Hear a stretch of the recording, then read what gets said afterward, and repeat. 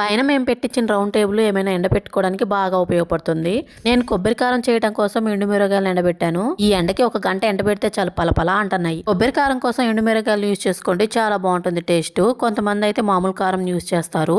నా పెళ్లికి ముందు ఇంట్లో మా అమ్మ మామూలు కారంతోనే కొబ్బరి కారం ప్రిపేర్ చేసేది. మొన్న మా అమ్మ దగ్గరికి వెళ్ళినప్పుడు ఇప్పుడు కూడా మామూలు కారమే వేయమని చెప్తుంది. అప్పుడు మామూలు కారం కాదు ఎండుమిరగాయలు వేసి చేసుకో, మంచి టేస్ట్ వస్తుందని చెప్పాను. పెళ్లికి ముందు నేను కూడా మామూలు కారం వేసి ప్రిపేర్ చేసేదాన్ని. అప్పుడు నాకు అసలు తెలియదు కొబ్బరి కారానికి ఇలా ఎండుమిరగాయలు వేసి ప్రిపేర్ చేస్తే చాలా మంచి టేస్ట్ వస్తుందని.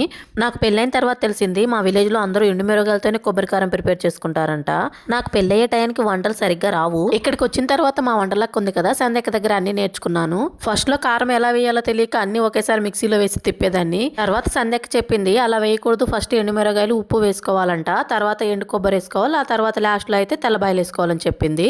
వేపుల్లోకి కొబ్బరి కారం వేసుకోండి, కూర మాత్రం నెక్స్ట్ లెవెల్లో ఉంటుంది. ఇంతవరకు చూసారు కదా, లైక్ చేసి వెళ్ళండి.